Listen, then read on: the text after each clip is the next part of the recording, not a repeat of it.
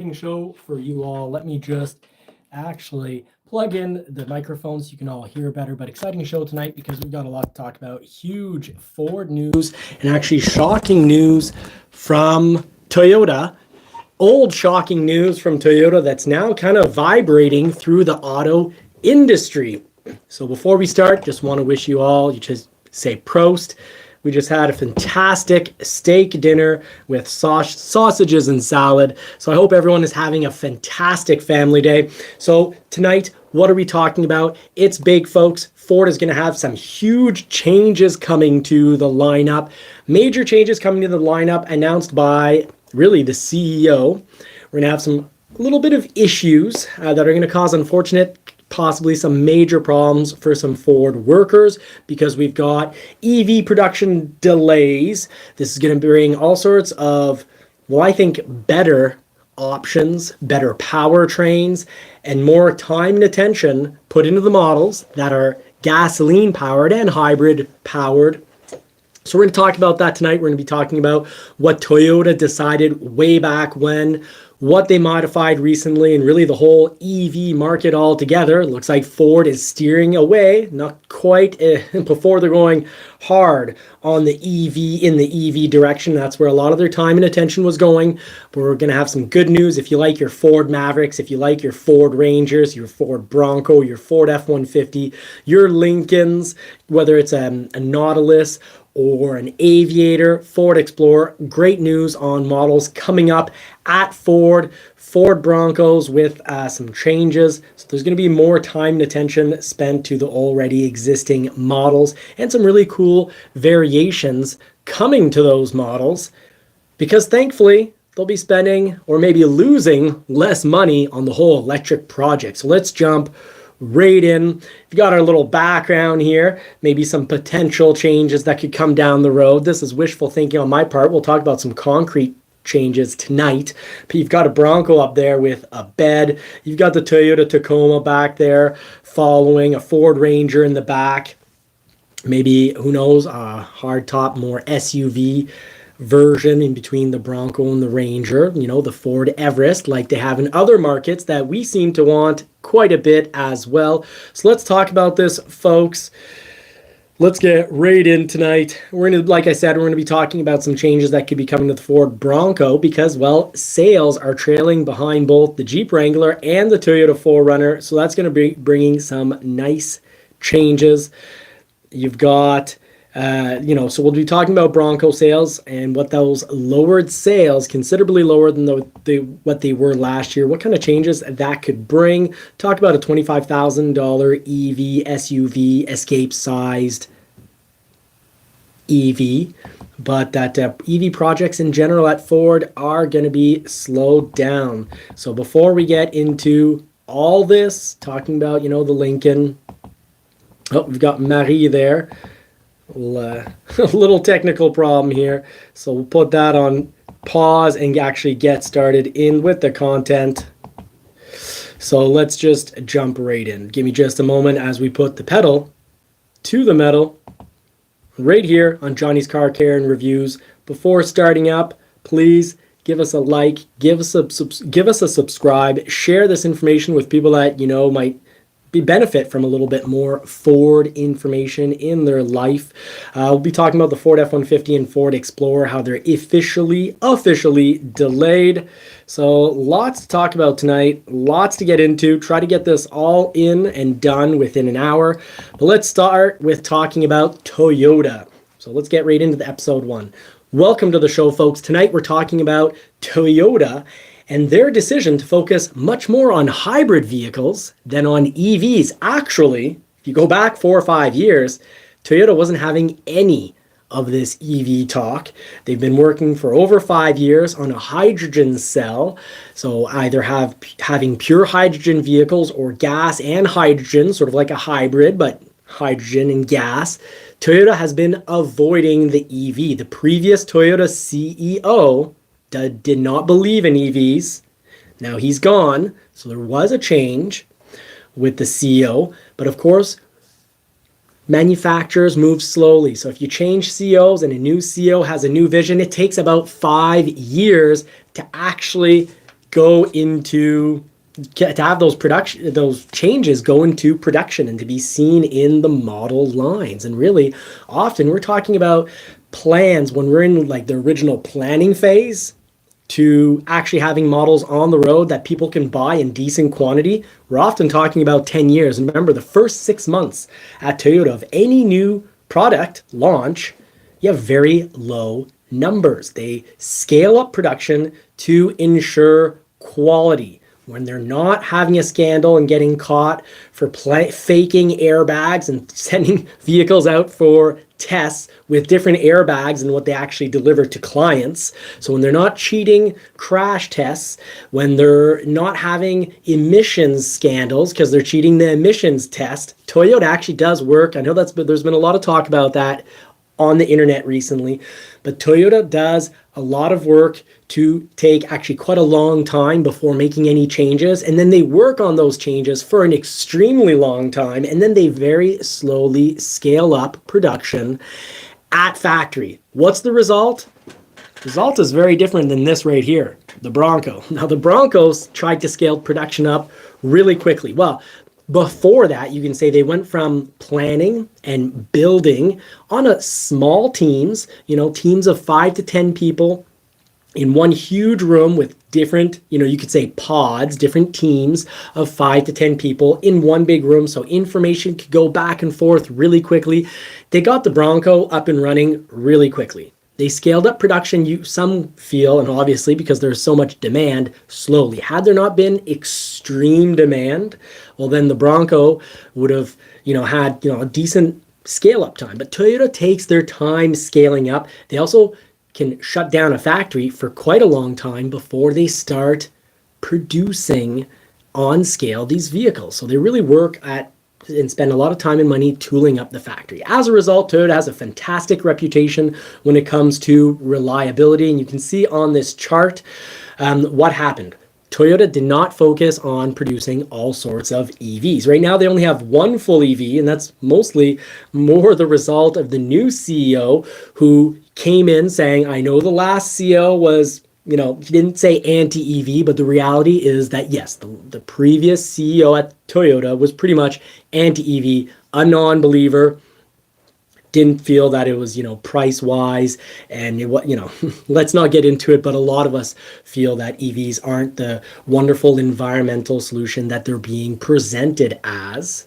And they went down a different road. What did Toyota do? They put a lot of time and money into hybrids, just like Ford has. And I know recently there was talk about how almost insinuating that Jim Farley didn't deserve his bonus because he's been flip-flopping, and how they have shocking news and change their idea. Ford changes ideas almost every day. They're keeping up with the reality of what's actually getting sold. But Toyota from day one was about hybrids. And originally Ford and Toyota worked on creating those hybrids together. The C-Max, the Ford C-Max and the Ford Fusion, that technology was directly worked on with Toyota. Now, when the Escape hybrids came out, 2020, 21, 22, 23, whether it's a full hybrid or Alex K, welcome to the show. Thank you for signing in. Guys, when you come into the show, in the live chat, say howdy, get a chat going amongst the members. We're covering some great information here, but don't forget, a lot of you, the viewers, are specialists and know a lot, and I just love hearing from you. Right now, let's continue putting the pedal to the metal on the Toyota story to get into the Ford story, because a lot of Ford talk tonight. If you're watching the live, if you're watching this as a mini episode, thank you so much. Now, what happened at Toyota? Well, Ford and Toyota worked together back in the early 2000s to about 2010, roughly, together to create hybrids. That's why the eCVT from Ford is very, very similar to the eCVT at Toyota. A Prius transmission looks a whole lot like a Ford Maverick transmission and an Escape transmission. It's a fantastic setup. Ford, Toyota worked together, but when Ford wanted to put in, I remember this was back around 2012, Ford wanted to put $8 billion into the EV project, hybrids and EVs, what we call electrification. What happened? Douglas Blair, thank you for joining. Rev Nation, thank you so much. JB, booyah, right back at you, my friend. And a shout out to all who are watching live and Prost. What happened? I'll tell you what happened. Ford said, Toyota, let's do 8 billion. This is what the hybrid and electrification project needs. And Toyota said, no, we're not doing 4 billion. So 4 billion from Toyota, 4 billion from Ford. And that's when Ford lost their partner. Just like how they're partnering with VW right now. That's how Ford lost their partner. This is insider information, folks. So it might be hard to find on the internet, but this is insider information. I've been at Ford for quite a long time, and I remember the whole process of this going down back then. So what happened? Toyota went towards not wanting to spend money on electrification, spending money on hydrogen starting somewhere around the 2012 or after period, a little after. So they started continued to work on hybrid, but wanted to spend that extra money on hydrogen, not on EVs. It looks like they're right, because look what's happened. BYD from China, hopefully I'm not getting those letters mixed up. I've had a lot of steak. It's good for the brain, but I can still get mixed up. But BYD sales down 43%. We know, and it was made really clear on Twitter, because when Elon Musk was criticized for having Tesla sales go down, and it is a tough situation because, well, Elon Musk has his opinions and he shares them, and he doesn't share his opinion that often. What could be called more of could be considered a political opinion. He doesn't share it very often. But what happens is that the media jumps on that and just focuses on what he says that isn't very left-leaning. Like recently, he said in the past he always voted left, and now he absolutely feels if there isn't a red wave, that essentially America is doomed, America is done. I think was the words that he wrote. Well, that's a bit of an issue because most of Tesla sales are to people who vote with the Democrat Party. So you've got the leader of Tesla being really, the media is pushing it as, really pushing his tweets that are more, or his X's, maybe they're now instead of called tweets, because it's not Twitter anymore. Do we call them X's since it's X? But anyways, they really focus in and, push that. Even they'll put like a really negative news story beside his news story saying, Tesla sales are down. Well, that's just the media being the media, because all electric sale vehicles are down. Toyota, folks, made the right choice. This is what is shocking. When everyone thought, and everyone was pushing, both governments and manufacturers, almost everyone was thinking EV was the future. What was Toyota doing? Making hydrogen and hybrid vehicles. And here's the list. Here's the proof. Toyota, I can zoom in on this for you. Where's Toyota?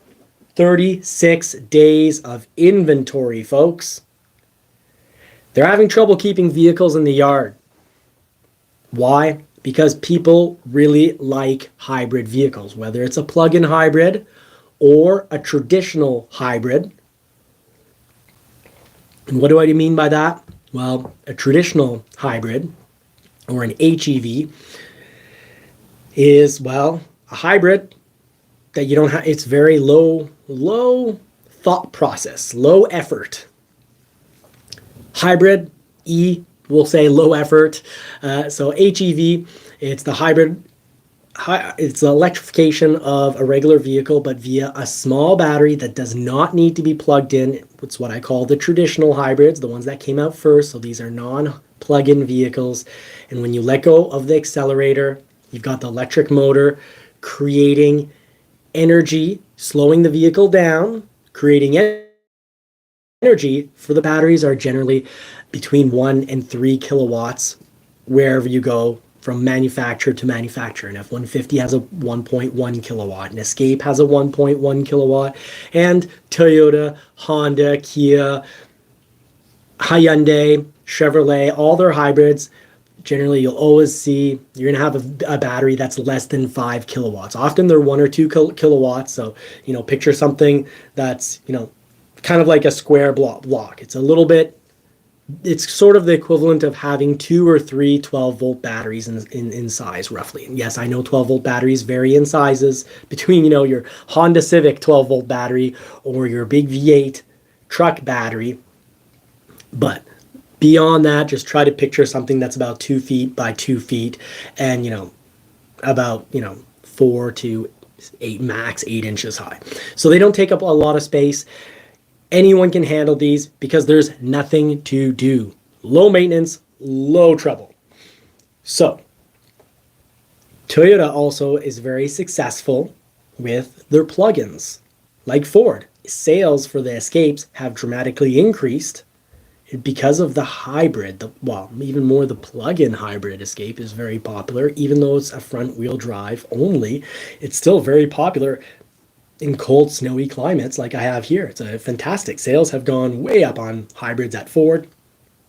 But Ford doesn't have as many as they should because they were focusing on creating all these electric vehicles. The Ford F-150 electric, the Mach-E electric, and actually had plans for many, many more vehicles that were going to be plug-in, electric. And it kind of put aside the Bronco here, plug-in plans, they get put aside when you're focusing all your battery purchasing power on making full EVs.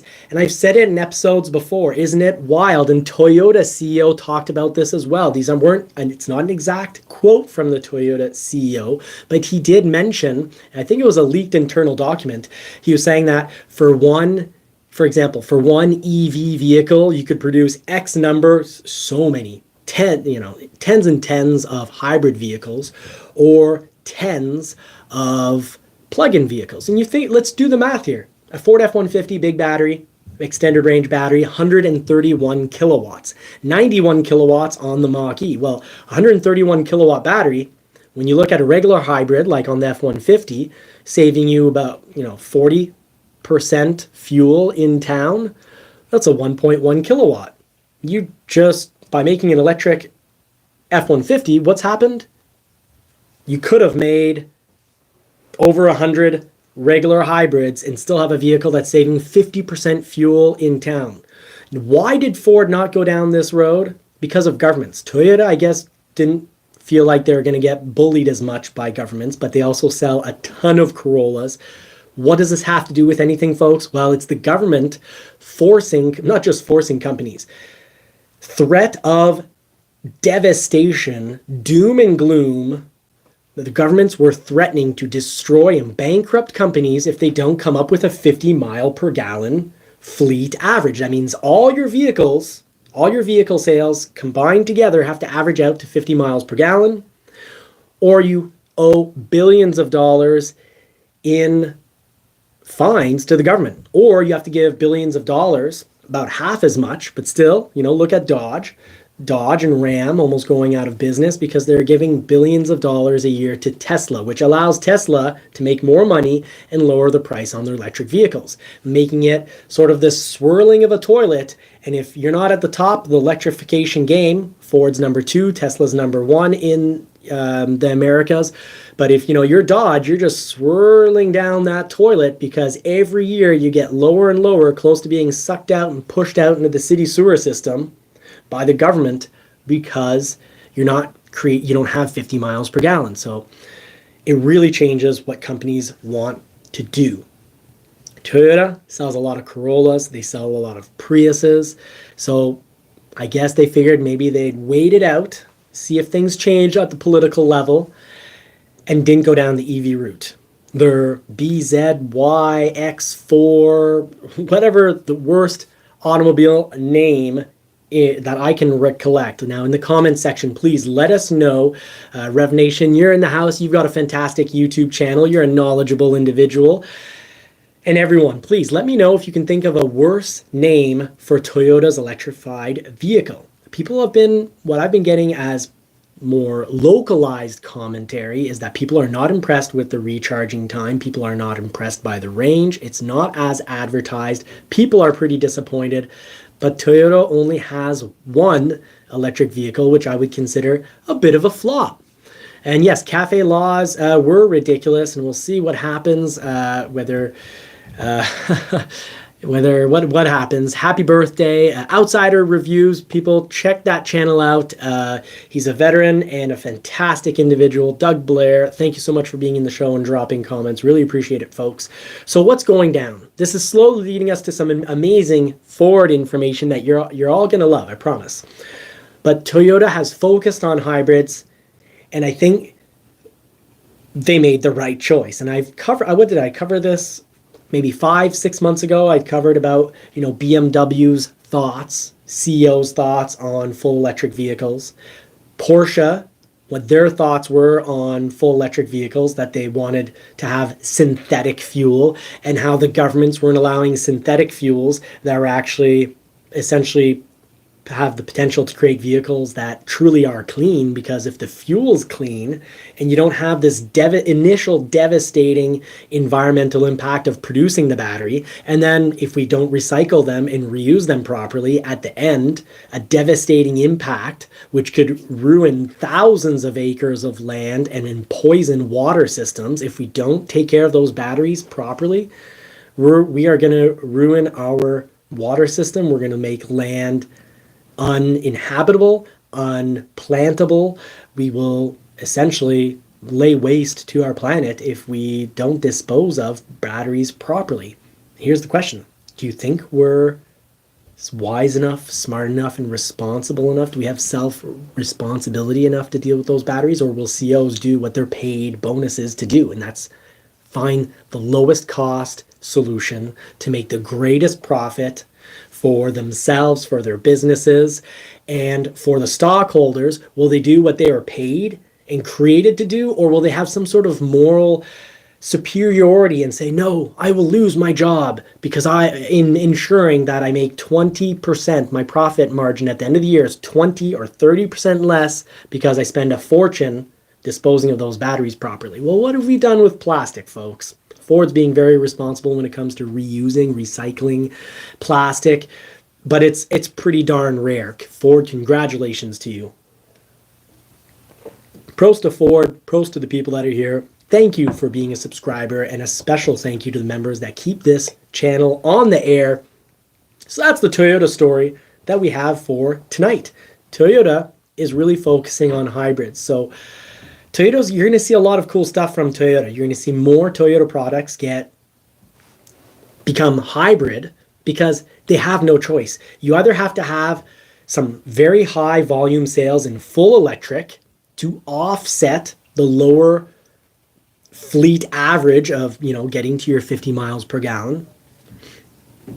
So you either have to have, 50% of your sales being electric, and then you can have the other 50 being under 50 miles per gallon, but anywhere between 25 miles per gallon, which is still pretty good, all the way to 50 miles per gallon. But then you need some that are considered, the equivalent of being 100 mile per gallon electric vehicles, because they do an equivalency exchange. So you either have to sell a lot of electric vehicles to offset having, for example, a V8 Challenger and a V8 Charger, which have been dropped because of CAFE rules, or you go down Toyota's route and you have everything be pretty fuel efficient with only one or, let's say one fully electric model, and you hope that the criterias drop, or you hope that Porsche's new fully synthetic, fully environmentally friendly synthetic gasoline actually gets accepted instead of somehow denounced by politicians and unallowed. What is it? The politicians absolutely want to ensure that we send money to China to build us batteries, and we destroy the planet in the process if we don't dispose of them properly, and there is a big negative impact. But Toyota wasn't buying any of it. BMW was very reluctant and publicly wasn't buying it. Porsche not buying it, focused on synthetic, and said they will leave the 911 as a full gas vehicle for as long as humanly possible. Ford, also for the Ford Mustang, saying they'll keep a V8 for as long as humanly possible. The last affordable V8 coming from Ford, the Ford Mustang, the last American V8 that exists. So congratulations to Ford. And congratulations for Toyota for sticking it through and not getting bullied. Now let's talk about Ford. Let's start the whole Ford talk here. So let's get some good Ford pictures up and running here. You've got a Ford Ranger here and a Tacoma. I think that's kind of a neat little image that I generated using artificial intelligence. I'm enjoying these images here, but let's get our next episode going. So now we're on to episode 2. Thank you so much for people in the live for sticking through with it. We're getting into the information that you want. We're putting the pedal to the metal for talking about what Ford has declared and what future Ford models we're going to see, and some changes for the Ford Bronco, the Ford Ranger, the Ford Maverick. So let's get this started. Johnny here for Johnny's Car Care and Reviews, here to talk to you about major, huge Ford changes coming to Ford based on what was just decided. So Ford is going down the road of Toyota. That means less EVs, less focus and money spent on EVs, and more focus spent on making everything hybrid. So what's our big news story that sets this off tonight, folks? I'll tell you. Let's start flipping through the images that we've got for tonight. The big news story behind this is, well, Ford essentially closing a plant for 2 years over in Oakville. So it's the Oakville assembly plant. And well, it really, really sucks. I wish I wasn't reporting this, but Ford Edge production continuation wasn't possible, report says. And not only is it not possible, that factory is going to be closed down for about 2 more years than expected, because the Ford Explorer EV that was going to be getting built there in 2025 after a retooling, production was basically stopping on the Ford Ranger essentially now, very soon, in April. And what was going to be going down? They're going to tool the factory until 2025 and start building the Ford Explorer EV. But Ford's CEO announced that their full head-on towards electrification was getting slowed down. That the market has spoken. There's less demand for fully electric vehicles than expected. And that the result is Ford can't spend money and incredible production costs on producing something that isn't going to sell. Ford now knows that what sells is affordable electric vehicles. They saw it with the Mach-E. It's pretty obvious. They lowered the price of the Mach-E roughly 7 or 8 weeks ago. They reduced the price by $5,000 and are paying to offer clients 0.99% interest on a lease or 3.99% interest on a purchase. And sales of the Mach-E went through the roof. We sold roughly 10 months of Mach-E production, in almost all of it within 4 weeks. Now things are slowing down a little as there's much less selection, but we're almost all sold out of the 2023 Ford Mach-E's, almost completely sold out of the Select model. As a dealership, we went from 106 Mach-E's available to right now about 12, because we've bought about 15 from other dealers over the course of the last 3-4 weeks. So Ford knows that you have to have the right price point on a Mach-E. So Jim Farley is pulling back those plans for expensive electric vehicles. And the result, though, the big news story for tonight, one of them, is that Ford production continuation not possible. The Oakville assembly plant will not be producing vehicles until 2027, which is when they're going to start producing the Ford Explorer EV, which is really too bad.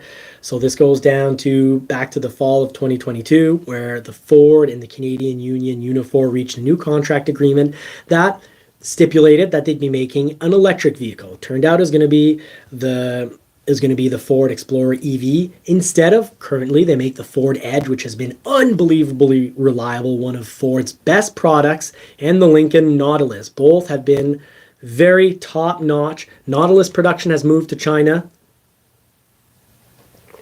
and the Ford Edge is just gone. This is going to end later this month, in the month of April. And we're not going to have anything getting produced there until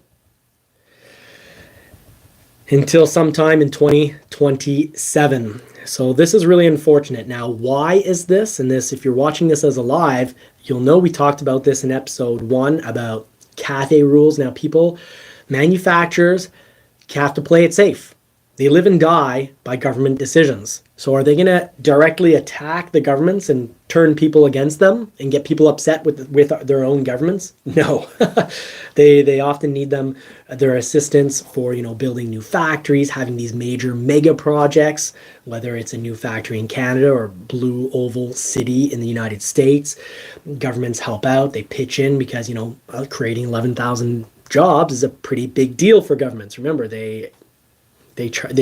since after during World War II, they started charging income tax. So they're making money off your work. They want you working in good jobs. Now, what said in very political terms that doesn't blame anyone, the reason for not having that factory continue to make Ford Edges, which are extremely reliable, they're fantastic vehicles. They win reliability awards. It's one of Ford's best vehicle and has been for over a decade now. Quote, this is the reason that they're giving for not being able to continue to make the Ford Edge. Quote, we value our Canadian teammates and appreciate that this delay will have an impact on this excellent team. Ford CEO Jim Farley added, we are fully committed to manufacturing in Canada and believe this decision will help us build a profitable growing business for the long term. However, what's the reasoning given? This is going to be interesting. They word it really well here. If I can get to it, it won't be long. There's your sorry, you're having trouble seeing that all, folks. I'll zoom in once we get to the correct quote here. Going in the wrong direction, so nothing new. My problems with a bit of with the technology. So Ford is saying, however, that this delay, this factory not being completely closed down, they're going to retool for essentially the 2 years, allows us, quote, to improve vehicle quality and benefit our customers by leveraging emerging battery and other technology. They are saying that this extra time will help make the product more reliable, which there's a lot of truth to that. If you were watching since episode 1 during the live and not watching this as a cut up episode, that we talked about, Toyota's process for manufacturing, how they spend a lot of time tooling and perfecting the assembly process of the vehicles before hitting the switch and saying, okay, boys, we're live. Let's pump these out. And they start pumping them out. They don't pump them out at first. They trickle out. But supply, here's the reasoning why. They're politically safe, not blaming anyone, not getting any people upset against the government, but their safe, quote, is supply case constraints and emissions requirements. They even verbally padded the real reason, emissions requirements. That's why they can't have a Ford Edge. If the Ford Edge didn't, essentially for the Ford Edge to continue, most of the sales need to be hybrid or plug-in. Ford Escape, what are they delivering to dealers? Are they delivering full gas versions of the Escape? Essentially, no. There's, you have to specially order them basically for a customer. They will make them, but you have to ask for it. What are they carrying at dealer lots? Some hybrid, traditional hybrid. If you're in the last episode, we talked about what a traditional hybrid is. It's not plug-in. There's nothing to do. It's super easy. You push the button to start the vehicle. You drive it. When you let go of the accelerator, it recharges that 1.1 kilowatt battery.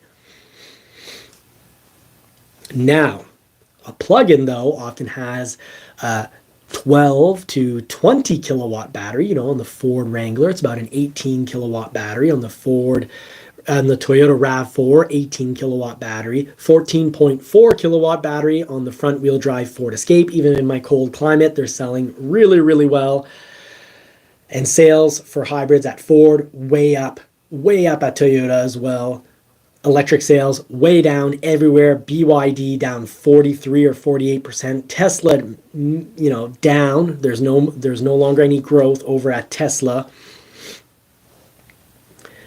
But they need to spend a lot of money to turn the Edge into a plug-in.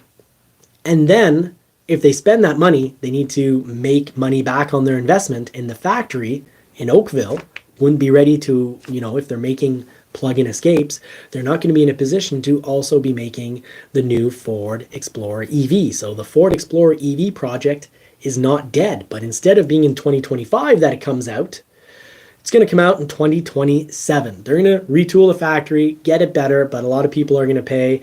They're going to be in a bad position and not working. Now, some of those workers are going to be probably processed into working on retooling the factory, testing the factory, fixing, upgrading, modifying, but working on the prototypes, but for a good part, because soon we're already going to have the Explorer EV, or sorry, I should say soon we'll have an Escape-ish EV driving out on the roads, which is one of the big news here, is that Ford is now doing a full turnaround. It upsets me. Some channels presented this as Ford being so flip-floppy and insinuating that Jim Farley really didn't deserve that pay bonus of 28 million this year because, he's been all over the place and changes his mind all the time, which I really don't agree with that perspective. I'd say a very wise and smart man is always willing to change their mind based on if the data changes. I think it's stupid to make your opinion and then being fixed on it and being unwavering in your opinion. I loathe when politicians pick a point, make it their mission, but then are unwilling to listen to anyone else presenting different data, and really nowadays wanting to almost make it illegal or destroy people for presenting different information. On that note, I will share that if on this platform I talk about the war, and talk about it as, possibly like, hey, let's talk about, what were CIA agents doing in certain places, regions before a war broke out? What were labs doing in these regions? So if I talk about the war, essentially, my channel gets shut down. I've made over 1,000 videos. They all get shut down. Heck, I got a warning, almost a strike. You get 3 strikes, you're shut down forever. Everything closes. All my over 1,000 videos get deleted. And all I did was play Fox News commenting, explaining what the Florida Surgeon General said about a certain medication that you take through an injection. So I have to be careful. And I think it's awful because I think people don't learn. We learn from communicating with one another. We learn by saying, hey, this is my opinion based on this set of data. And hopefully the other person is listening. Because otherwise, what's the point of having a conversation? But then, after they listen, they share their information, and then you have a discussion about why do you have different, sometimes, why is our set of data different? And you can say, I didn't know about your set of data. Oh, you didn't know about my set of data? And you come to greater learning, greater growth. That's how you have growth in ideas and also growth in perspectives. You don't, if someone has foul views against certain groups of people, you don't make society better by saying, oh, well, you lose your job, go in the corner and don't ever talk again online, don't ever have another job, you're cut off, you're banned, or, this idea of, if you pray in public or read the Bible in public, it's a criminal offense. It's ridiculous. We can't be cutting off people's liberty of expression. And on that note, let's talk about the Ford news. I believe I just did a rant. I'm sorry, folks. We've covered the Ford news in regards to the plant shutting, but there's a lot of productivity, a lot of great things that are going to come out of this. Huge positive Ford changes that people are going to like. People weren't thrilled, other than the early adopters to the Mach-E and the F-150. When the price is high, you see that there isn't much interest. People aren't willing to spend, other than early adopters and the small percentage of people that are, in love and obsessed with electric vehicles. People aren't willing to spend a ton more money to have greater handling and greater acceleration, which honestly, often electric vehicles do offer. My F-150 Lightning has incredible, or I should say did. It's selling and it's gone come Wednesday. bought it for $110,000 or leased it for $110,000, didn't want to wait to the end of the lease and let Ford absorb that loss.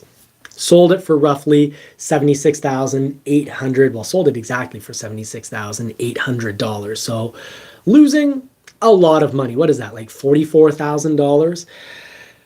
Losing a ton of money for 1 year of use, but I thought the channel would be much more interested in the F-150 Lightning. I thought that people would be, more enamored with electric vehicles. But guess what? If they're expensive, people aren't interested. And this is why Ford is completely changing their direction. Not a huge fan of how some channels have been, making the joke that Ford changes their mind and has shocking news more often than, or as often as they change their underwear. Actually, I'd really like the joke, but I don't agree with that perspective as being a negative thing. I think that's a very positive thing. You have to follow the trends. You have to, as a leader, you have to kind of anticipate what's going to be coming down the road, like Toyota anticipating that electric vehicles weren't the ultimate solution, so they focused on hybrids and hydrogen. And now Ford is going to be focusing more on hybrids, and we're going to have a lot of very, very cool models coming. So let's cover that.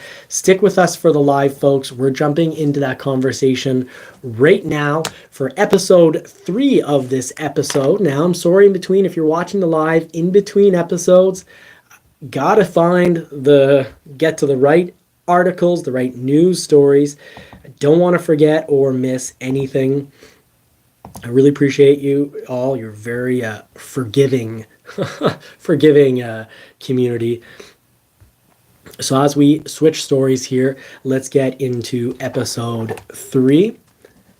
Just writing. I don't have Marie's help anymore, but we'll see some photos of the Marie and our sweet Layla.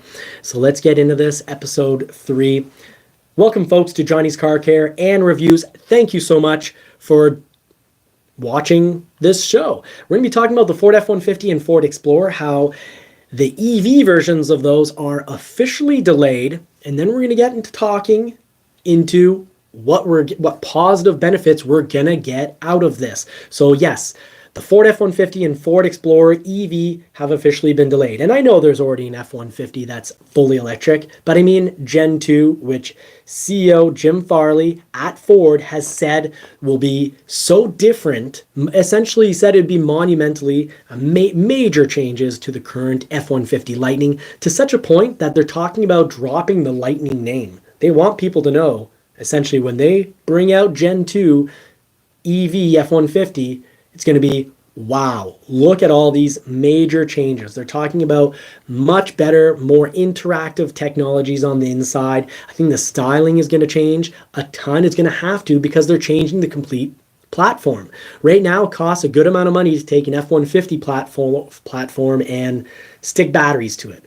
The new platform is going to be a lower cost option, and we're supposed to get it in 2025. But we've got delays, folks. Let's cover what those look like. So demand for all electric vehicles really dropped in 2023.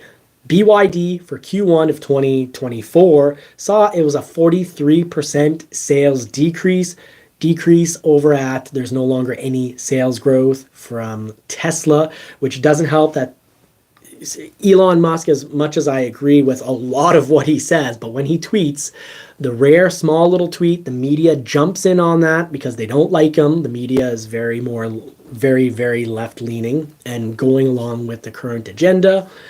And Elon Musk isn't having it.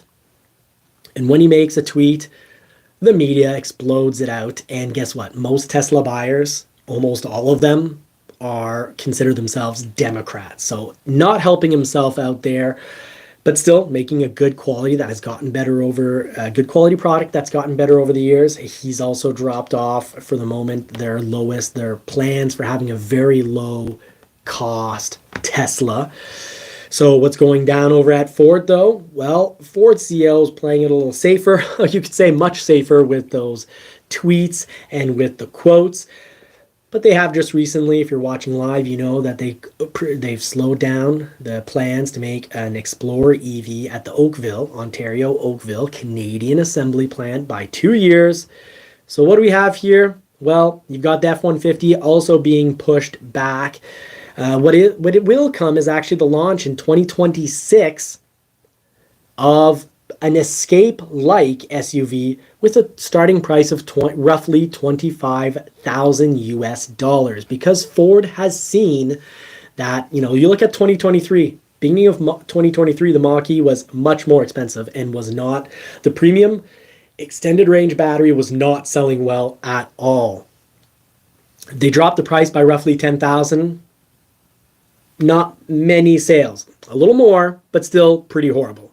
Then they dropped the price recently by $5,000 and brought leases down to 0.99%. What happened? Sales exploded. And I mean really skyrocketed. Incredible sales. They sold 10 to 12 months of Mach-E inventory, in most of it in 4 weeks, and it's now coming around the 8-week mark, and it's dropping like crazy. Now, of course, the premium big battery in my area, it also made it applicable for the $12,000, and pretty much everyone gets it, the $12,000 government subvention, government dollars, because of course the government are willing to give tax dollars, $12,000 of tax dollars, so that you buy an electric vehicle to save the planet, instead of just giving people a free $40 bidet, which would save tens and tens of billions of trees every year. And as we all sane people know, trees do absorb carbon. Bill Gates is wrong. We do not need to destroy billions of trees every year and bury their remnants underground to protect us against the carbon of trees. Folks, Bill Gates is not the science people, because he has asked, what are we, the science people, or are we not the science people? He's definitely not the science people. Trees absorb carbon. So Ford is working on a $25,000 Escape-like EV, and I think that's going to sell incredibly well if it does come out at that price. Maybe with a little inflation, it's going to be more around, high, instead of mid-20s, maybe low 20s, but I think it'll still sell incredibly well. And it's wild because Ford started talking about products like this, I remember back in 2013 and 2014, reading insider notes, saying what Ford's direction was. And, basically it's like pumping up the team of like, hey, this is the direction we're going to go. We've got a super exciting future. We are going to be really ahead of the trend. And they are. Ford is number 2 in the US for electric sales. And the price dropping on that Mach-E is going to secure their place for 2024 as the number 2. So the Ford F-150 EV next generation is going to be incredible. It's going to have its own platform. It's going to be very different. It's going to be a cost-saving platform compared to taking the current huge F-150 frame and throwing batteries in between it. So they're going to have an EV-focused, EV-only platform. Lots of new integrated technologies on the inside. Very, very interactive with the technologies. I think the technology is going to you'll have an option for it to talk to you and say, oh, would you like to go to your coffee spot because this week they've got a sale on your regular order. I think it's going to have a lot of information and be what you could say very smart. Now this is getting delayed, so yeah, they've been the number 2 EV brand for the last 2 years. They do want to lose less money. They're focused on making a profitable EV business, as CEO Jim Farley has said, and that means no longer losing tons of money on the Ford F-150 Lightning. The current F-150 Lightning production it's been decreased by more than half. Lincoln Aviator EV is also going to be getting delayed, so we're going to be looking at about 1 to 2 year delays, and we can't expect. We were expecting that F-150 Lightning for 2025. I know it's going to be a really exciting product, but I think this delay in time is going to allow battery technology to be better and more affordable. They'll get the platform down in time. So I think we're going to be seeing the F-150 EV start to trickle out of Blue Oval City in Tennessee with those, 11,000 jobs from Blue Oval City. Fantastic. Love it when you've got Canadian and American jobs being created, but instead of 2025 we're looking at 2026, and for the Explorer we're looking at 2027. So kind of a big story there. That's what's going down. Now what's the overall result of this? Well, we've already discussed part of it, a $26,000 Ford Escape-ish vehicle. But let's talk more about, your Ford Maverick, your Ford F-150, your Ranger, your Ford Bronco. Let's talk about essentially, all the other models that are going to come with some incredible changes, because this is actually going to bring about quite a bit of exciting news. Now, if you're watching live, we're kind of in that intermission session. Thank you for following along. Really appreciate. Please like, subscribe, share this information. I'm going to give my throat a little bit of liquid. Get that throat back. And let's check out the stories right here. So first of all, we will talk, secondly, we will talk about some Bronco changes based on Bronco sales being lower. But let's first cover the main topic of the night beyond Toyota. Let's talk about what these new product lines should look like. So I feel like it'd be great to get a little kind of futuristic photo here of some Fords. I've been playing around with, I really like how you can play around with artificial intelligence, AI, and get different images produced that can be pretty cool. And, they're always basing things on mixing existing images with, you say, make it more futuristic. Well, sometimes they can kind of guess the future, you could say. But maybe we'll skip it, but some potential Bronco photos here that could happen. But let's get right into the story here, folks. Thank you for bearing with us. So I don't have Marie here with us like we used to. Still, Layla is very young, so she's got to be taking care of her. If we're not constantly looking at her, holding her, she is flipping out. But when we are looking at her, she's the happiest baby. So nothing to complain about here. Folks, welcome to the show. Howdy, I'm Johnny for Johnny's Car Care and Reviews, and I'm here to talk to you about huge changes coming down the road for Ford. These huge changes are being made because of a huge change in direction. Just this past week, Jim Farley said, you know what, we're slowing down on converting everything to EV, and we're going to be focusing more on hybrids. So it's official. Ford is going down the Toyota route. So Ford is going to be more like Toyota here. And we're going to have, whether it's your Ranger, your Ford Bronco, your Ford Maverick, it's going to be a whole lot more like Toyota's vision. And what's Toyota's vision? And that's actually to have a lot of hybrids. So great news. Hybrids are selling incredibly well. EVs, when they're not really inexpensive, when they're not, very right priced, people don't want to spend, other than your small percentage. The general public is not willing to spend a whole lot more to have an EV just because it handles better and accelerates better and is more comfortable. Look at the F-150 sales, folks. They've had to cut production down by about a third because people don't want to spend more just to have Ferrari-like acceleration and great handling and great comfort. I've experienced all those things with F-150, but even I myself, a diehard Ford guy who's very open, I tested out the new electric product, and what got me to sell my F-150 and see the worst depreciation I have ever seen. I bought that F-150 at 110 grand, and I'm selling it at $76,800. Now, dealers are asking more like $87,000 for my F-150 Lightning, to $87,000 to $91,000. So not as much of a depreciation, but I've asked those prices before and I wasn't selling. So slowly I went from 6-7 months ago asking $98,000 for my Lightning, which I paid $110 for, all the way down to asking the low price of $79,900. Then I lowered it down again to $77,900 and I sold it at $76,800. So that's the story. EVs aren't as desirable as they were 1 year ago.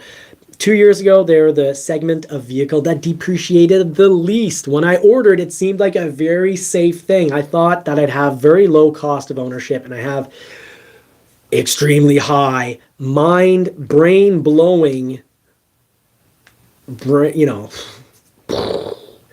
never would I thought to sell my Lightning after 1 year to get back on the channel, a new and exciting product. I never thought I'd have to lose $46,000.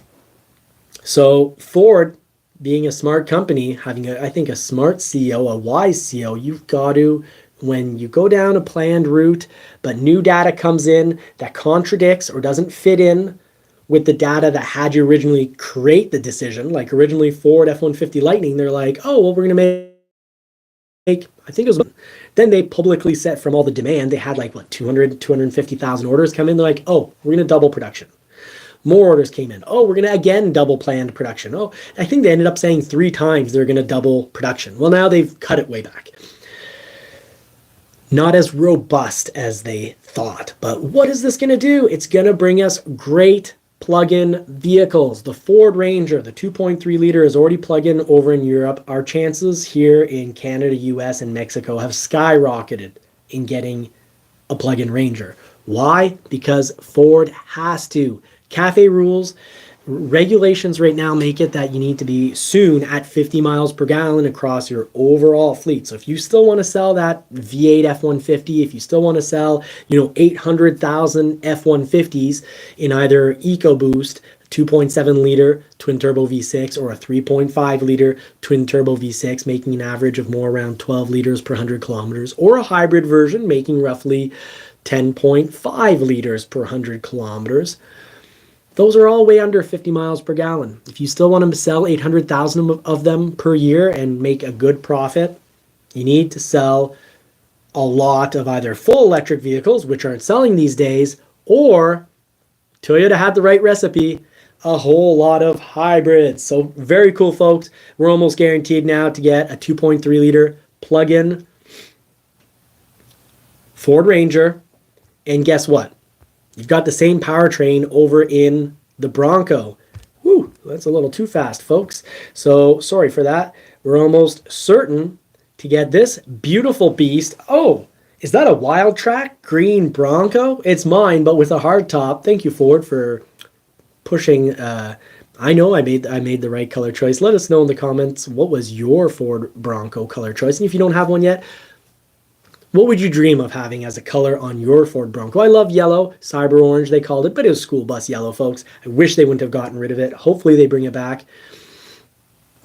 But likely the 2.3 liter plug-in Ranger is coming down our way, but Ford has the same transmission and the same motor right here on the Bronco. So almost guaranteed to get a 2.3 liter Bronco with 28 miles of electric only driving range. That's incredible. That means roughly over 80% of the population can go to work and come home in all electric mode. They can plug back in, but on the weekend when you want to drive out to the trails, for me the trails are roughly 250 miles away, and it takes me 4 to 5 hours to get to any trails. Well, other than my parents' mountainous land. Lots of chances of getting very, very stuck and very, very scratched. I've got about 100 hours of work if I want to clear enough branches to not ruin my paint job. So that's why there's only the Ford Raptor that dared go through part of their trails. And they made a 2019 Ford F-150 Raptor that I bought to off-road with on the parents' land. But when I saw how much work there was, there's even some electrical wires on the ground, big trees crossing, lots of chainsaw work. I took the off-roading to only certain sections and still completely bottomed out, and good thing the Raptor has a huge front plate. Otherwise, I would have destroyed the radiator and front bumper. So good on you, Raptor. You're an excellent, wonderful product. And so is the Bronco. We're on our third. We love them. This current Bronco, I want to keep this thing, pay it off, and drive it into my retirement. But we'd probably get 28 miles of range. We'd probably get about an extra 75 to 100 pound-feet of torque. So that's pretty impressive. It'd probably end up being the torquiest version, probably getting pretty darn close, if not 500, maybe even up to 500 pound-feet of torque. That at least 430, I'd say plug-in version, at least 430 pound-feet of torque for the American market, and should add about an extra 50, 60 horsepower. So on premium, this makes, 300 horsepower, 270 horsepower on regular octane gas, so add 50 horsepower to that, and it's making about 330 pound-feet of torque. We'll at least get to 400. We'll be somewhere between 400 and 500. If ever they add make a plug-in 2.7, that'd be much further down the road. This could actually be really, really close. And I mean 2 years from now. maybe as soon as 1 year. Well, continuing with the Ford Bronco news, not nose. I've got a big one, but that's not what we're talking about. Made fun of myself. Have to take a sip here and clear the throat. But you've got the Bronco Sport. This will be going hybrid, and probably for its new model, 2025, we're not only going to get a bigger infotainment screen, we're almost certainly going to get an all-wheel drive hybrid version. And that's going to be pretty cool. It's going to be as it is on the Ford Escape. So you can look at that hybrid being added to the 2.5 liter. Very reliable. I covered it at the beginning of the live, but Ford's eCVT transmissions were made back in the day with Toyota. They've changed, they've been modified since then, but it's a very, very reliable transmission.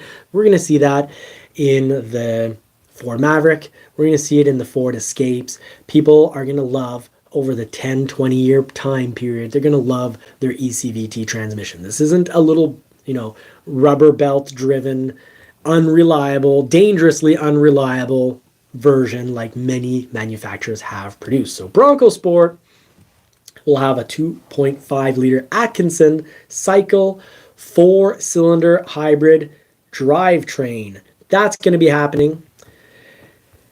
And while we're on the notes, well, let's talk about it. The Ford Maverick. The Ford Maverick is almost certainly going to be coming out with an all-wheel drive hybrid for 2025. Not plug-in. That'll be a little further down the road, almost certainly, but an all-wheel drive plug-in. And I think a lot of people have really been waiting for that. This is from Insider Talk, so please encourage us here. Help us out. Give us a like, a share this information, and subscribe, and please turn the bell notifications on to help support this small family, sharing both information that anyone can get as well as insider information with you all. Now, the Ford Explorer and Lincoln Aviator, their full EV versions are getting pushed down the road, but their hybrid versions are much more likely to come out. Very likely in 2025 with the model year refresh. So the current gen models also share powertrains with the Ford Ranger and Ford Bronco. So what could we likely get? A 2.3 liter plug-in Ford Explorer and a plug-in Lincoln Aviator based on the 2.3 liter. I think that would be fantastic. It'd be great though for the Aviator and Explorer instead of let's say a 14.4 kilowatt battery like they have over on the Escape. These are bigger vehicles. So's the Ford Ranger and Ford Bronco. For us, it'd be great if we got a little bit bigger of a battery, but going back to the Ranger, considering that currently there's 28 miles of electric range, that's sounding a lot like the essentially the same battery that's in the Ford Escape. And of course, when you scale up, when you have economies of scale, meaning you spend money getting a whole lot of something, you get a better price on the product. Whether you're buying 10,000 or 1 million batteries from a company, you get a better price. You get the economies of scale. So these are the vehicles that we can see some major changes. Traditional hybrid on this, maybe a plug-in, but we might have to wait a little longer. Ford has a tradition of bringing out the hybrid versions first, and then a year or two later bringing out the plug-in versions. In the case of the a bit longer because it came out in 2021 and we're a year or two away, so either 2025 or 2026, worst case scenario 2027 for a plug-in Bronco.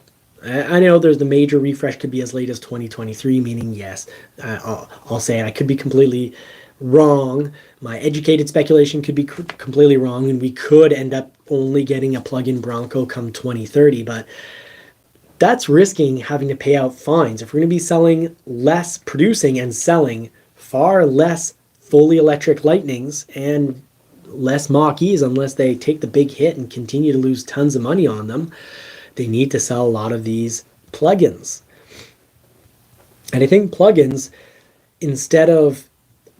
need to have much better total fuel economy, mile per gallon ratings than they're currently being given by the government. Because for most people, over 80% of the time that they drive their plug-in Escape or plug-in Ford Ranger or plug-in Ford Maverick a few more years down the road, it's going to be an all-electric vehicle. except for when you do want to do that long haul for your winter and summer vacation. But honestly, who can afford to go out and have 2 vacations in the year? Most of us are lucky if we can get away and save up for just one vacation. Food and housing have become so unbelievably expensive because we're not getting upset enough, folks, about money printing. Money printing is a huge culprit. It's what causes everything to cost more. Your money is worth less when they print it out like crazy. Look at why does Bitcoin have a certain value? Compare Bitcoin value to coins that have essentially unlimited supply, and those with unlimited supply are not even worth a penny. Whereas Bitcoin is worth a ton per token, they are limited. When Broncos first came out, worth a whole lot more than what they are now because they were so darn limited. Ford Explorer and Lincoln Aviator likely getting that 2.3 liter plug-in technology. Now, there's even talk that the Ford Mustang could even be offered electric. And this is going to be upset so many people if they go down this road. Think of how many people were upset with just the Mach-E using the Mustang name. I think they need to drop the Mustang name from it and just call it the Mach-E and make a whole lot more people, a lot more Mustang fans happier. But we'll have to wait and see. I'd love to see a plug-in F-150. I'd love to go to work at 150, all electric, have it essentially. In my area, electricity is very inexpensive. I'd love to go to work essentially. My week will cost me about $8 in electricity. Whoop-de-doo, instead of $100, $110 in fuel on a truck, I'll spend about $8 in electricity, a tenth. I'd love that. Ford, please come out later.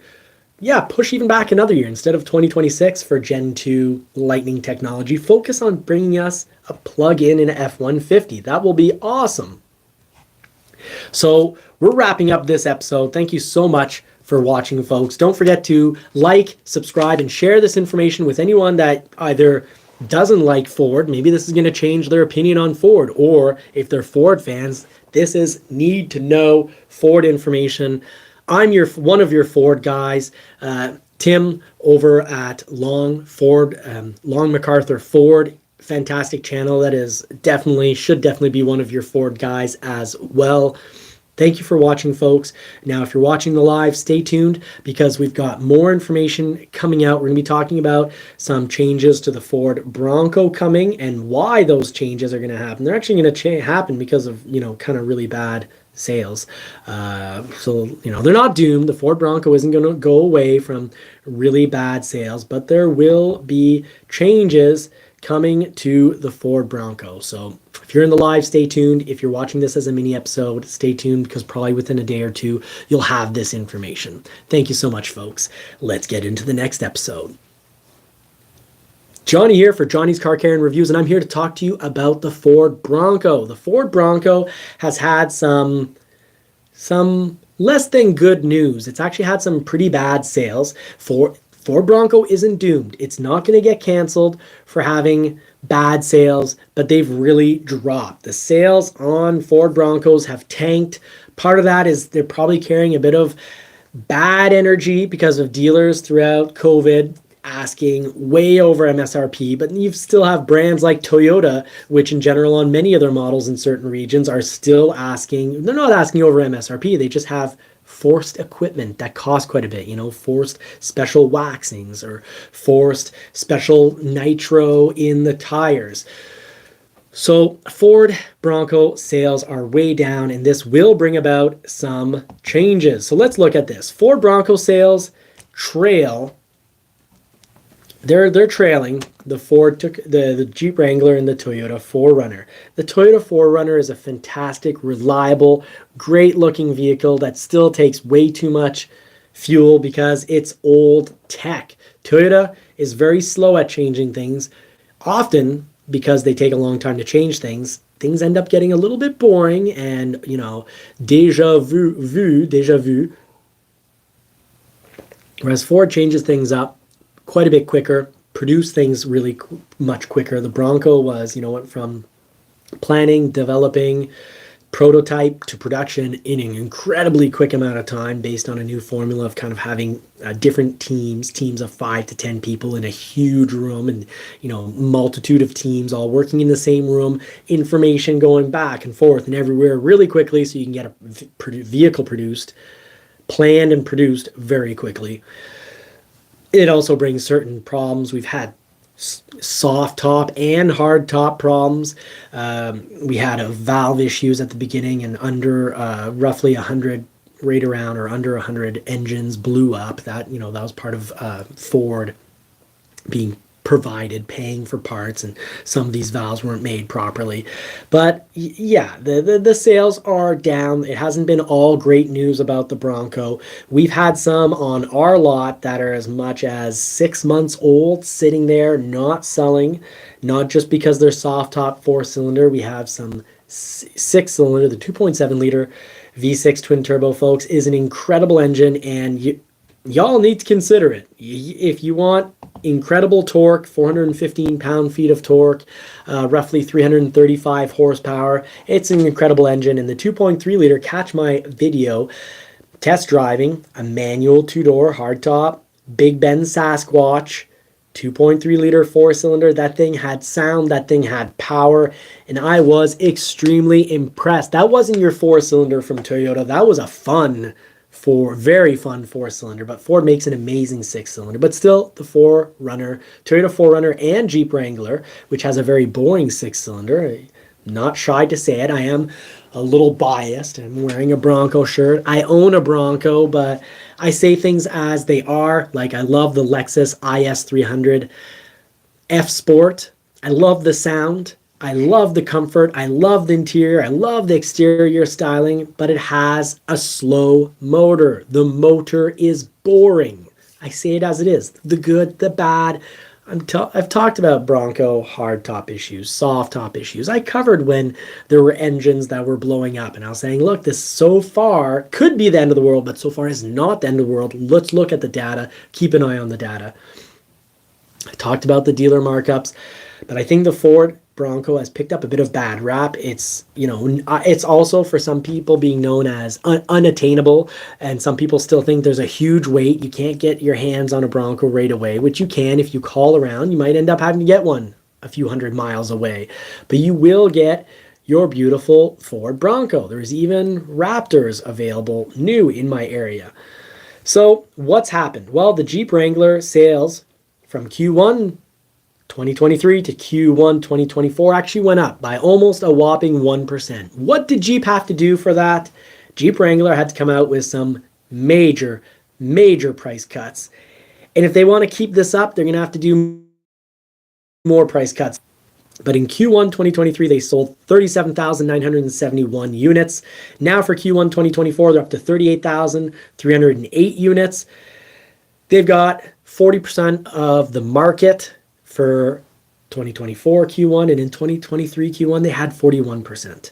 So Toyota 4Runner, their sales went up 60.18%. How can that be? Is the Toyota 4Runner so much better now than in 2023? No, they're just actually starting to give them to dealers, that's all. But they went from Q1 2023, 21,116 sales to 33,823 sales. They got 35% of the market for 2024. But in 2023 Q1, that's, the first 4 months of the year, they had 23%. And the Ford Bronco back in 2023 had 35% of the market. They now have 25% of the market for Q1 2024. So that's up until now. So, sorry, the first 3 months of the year.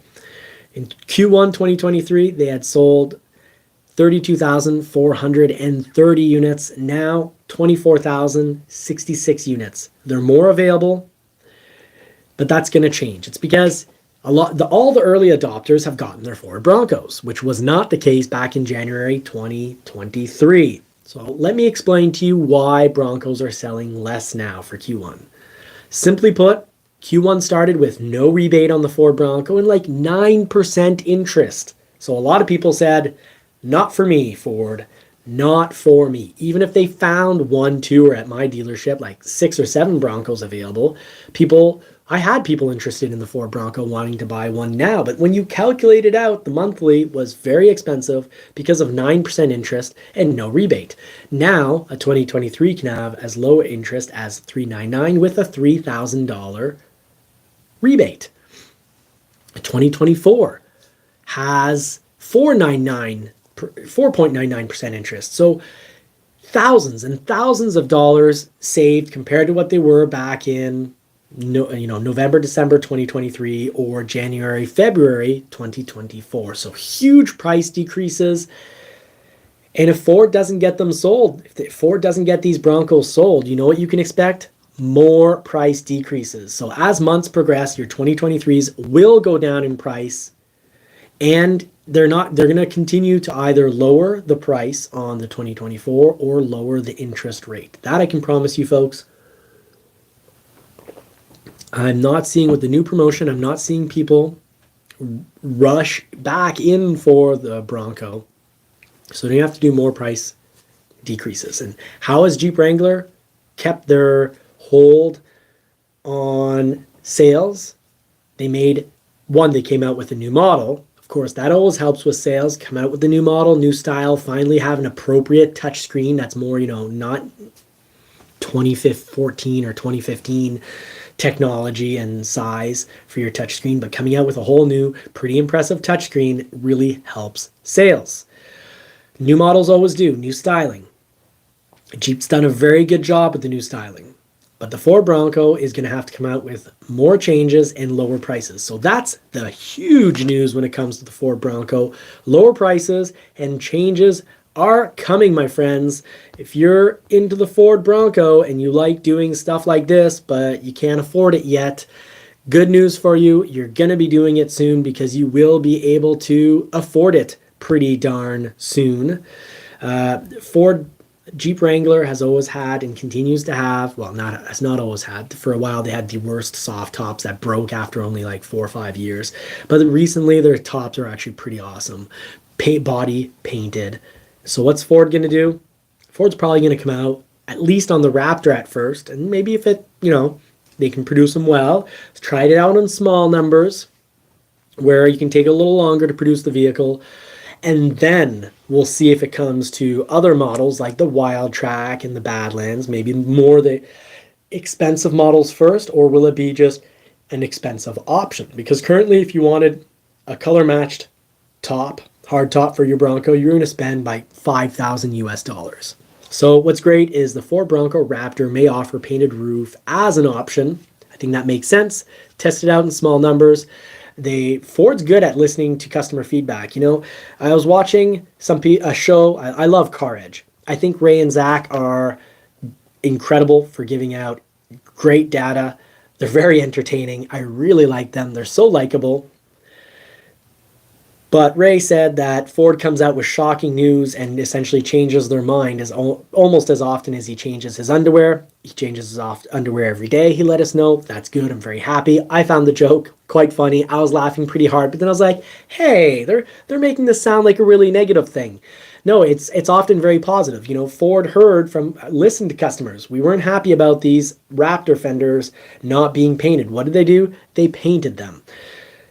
They started making more hard tops when people were like, no, we're not taking the softs. A big portion of the Bronco community was like, we don't want the soft top. Give us our hard tops. So they did everything they could to improve the quality and produce more because there were quality issues.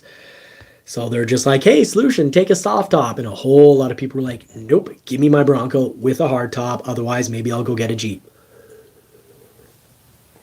Insider talk says that this top could soon be painted, and I think that's great. Ford focusing less on the full EVs and having to get excitement and change to the gasoline-powered vehicles and producing more hybrids, producing more plug-ins. Like, this is a great vehicle. It's incredible. It's got huge wheels, but imagine if you could go to work every day back and forth when you're, in a half days anyways, full electric mode, but then come the weekend, you can drive. Like, I've got to drive 4 or 5 hours to go do some decent, really nice off-roading. Vermont, New Hampshire, or Mont-Tremblant area, way past Montreal in Quebec here.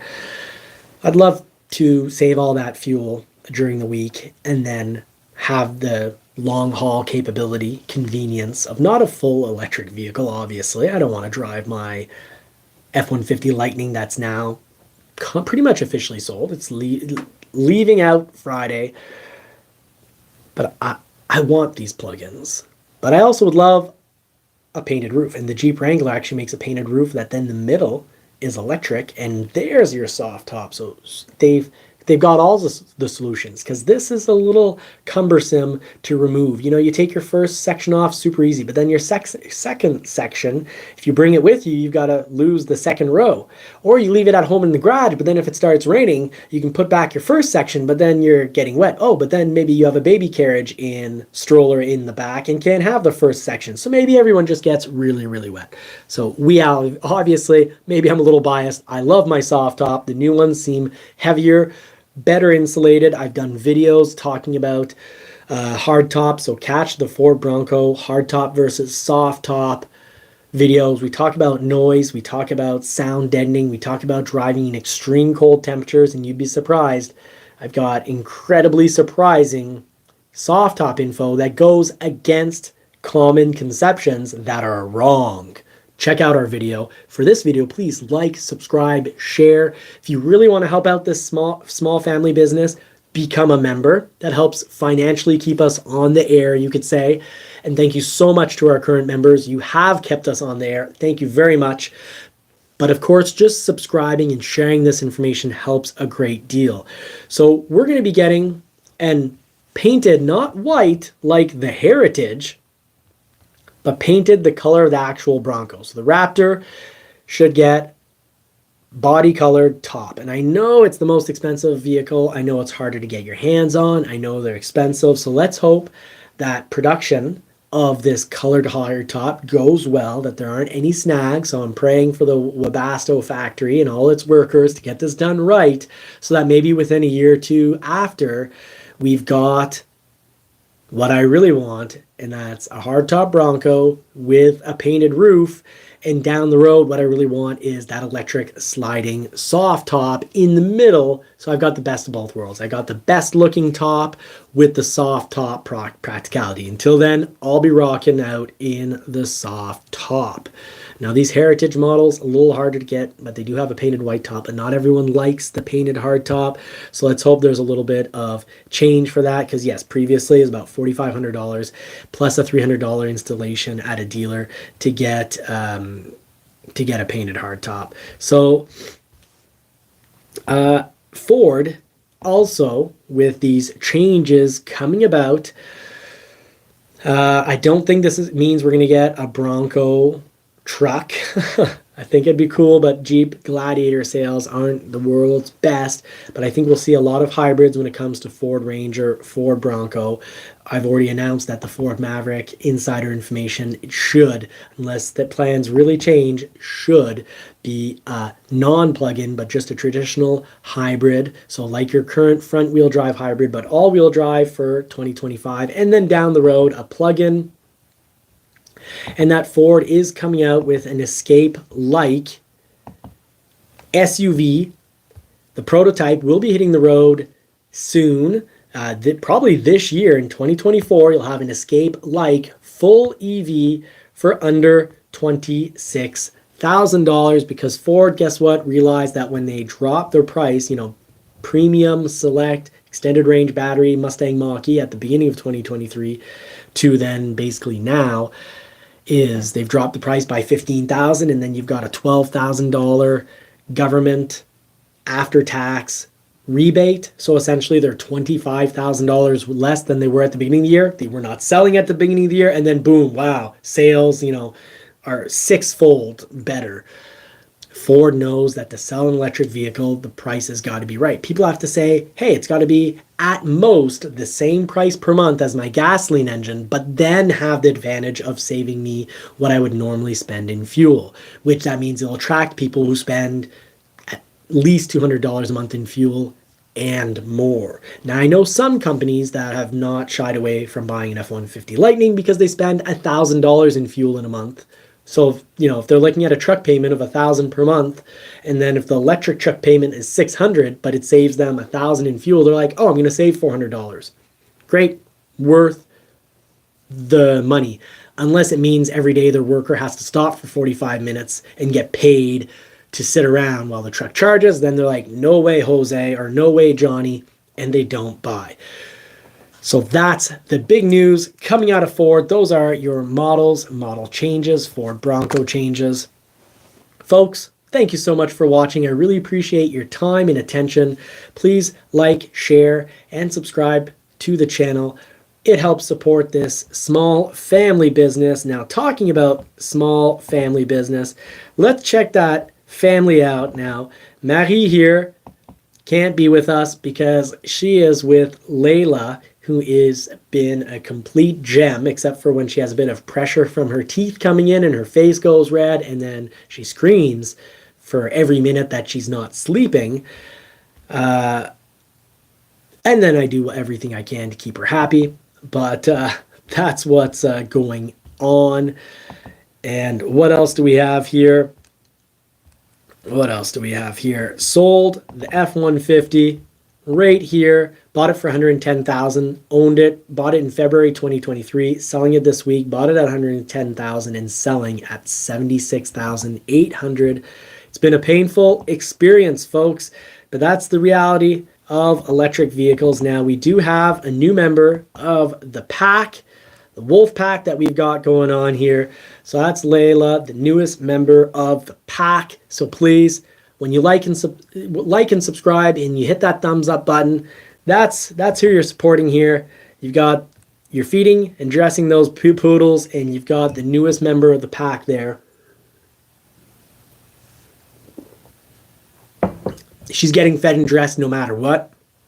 I will fight and die if I have to protect her and make sure she's well taken care of. But you are helping to feed and dress those poodles. So don't worry if you don't like and subscribe. Even if you hit the dislike button, we're still feeding our daughter. So we talked about this big news story tonight. You got the Ford/his Mustang Mach-E prices. Sales soar, proof that people crave cheaper EVs. Yeah, no kidding.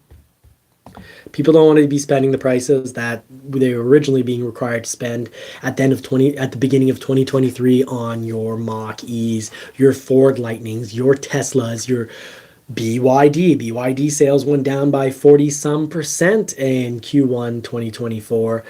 And no matter what's going on in your life, do know that if you go out and get a bit of off-roading done, whether it's in a Ford, or here's a nice little photo here, Toyota. Do you know that Ford, these changes with electrification to conclude and wrap up the show, are going to be bringing some major changes. They're going to have to get a lot of sales towards the plugins. So, and when they come out with electric vehicles, they're going to have to be right priced and very exciting.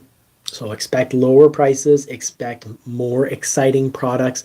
Ford CEO has said when they come out with Gen 2 Lightning, you won't recognize it, to the point where they're discussing dropping the name Lightning so that people really take in and absorb the major changes going down. I don't think we'll get a Bronco. I've already said it once in the episode, but I don't think we'll get a Bronco truck, but I would love that, Ford. Please. So many of us really want a Bronco truck, but whether you're going off-road with maybe one day your Bronco truck, but definitely Bronco with changes, your Toyota Tacoma or your new Ford Ranger or your 4Runner back there, having fun, as you can see, with artificial intelligence and design.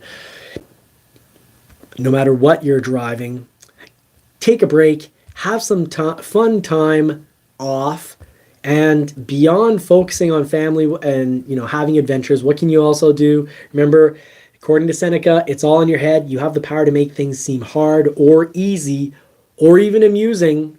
The choice is yours. Now, Layla, I mentioned, I went through a little period of screaming nonstop unless she was sleeping. Well, we made it a little fun. I found out that video games really appease and calm her, and I just got a strapper to my chest, and Maddie was like, can you please go play video games with your daughter? It's like, I am thrilled to spend time with my daughter.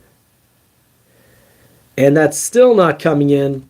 Just wanted to give all the guys out there a small plug. Really sorry that still can't get this to work. But I want to say, if you have a Costco membership, they do business with Shutterfly, and we ordered, I'll make this into some shorts to help out all the guys out there. This was one of Marie's most meaningful gifts she's ever gotten. I created a 12-inch by 12-inch book that's sort of plasticized for the photos so they don't get, ruined by greasy fingers. And it's pictures of our daughter and her and I's adventure of the last 3 years.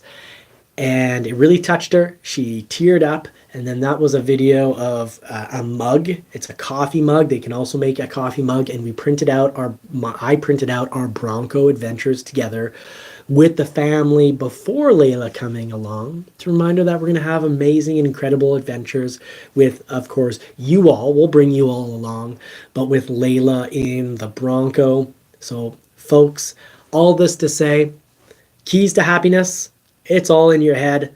Focus on the good. Turn the bad and find the positive within that bad. And remember that your family is there for you.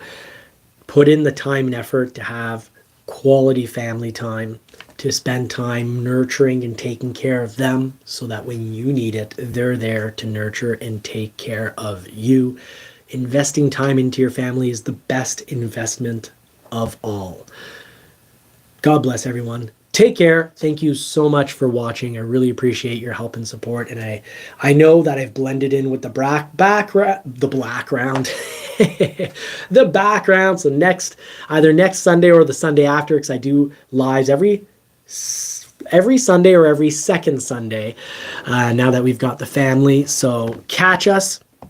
We'll be bringing more of the great news to you. And I look forward to keeping you all informed with the most exciting news on the market, the most important news. And I just want to say we really appreciate your help and support to the subscribers. Huge thank you, and an even bigger thank you to the members for helping to actually financially support and keep this channel going. Thank you so much, folks. Thank you for watching. Have a great week. And like I said earlier, God bless. Take care, everybody. Let us know in the comments what you think, and I'll do my best to get back to as many comments as possible. Take care, everyone.